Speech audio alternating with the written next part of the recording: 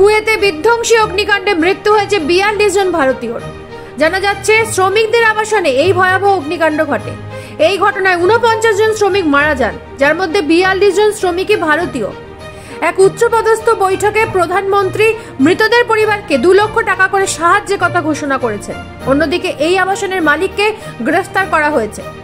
দগ্ধ অবস্থায় অনেকজনকে হাসপাতালে নিয়ে যাওয়া হয়।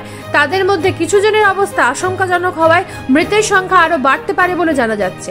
আগুন লাগার কারণ জানতে তদন্তের নির্দেশ দেওয়া হয়েছে।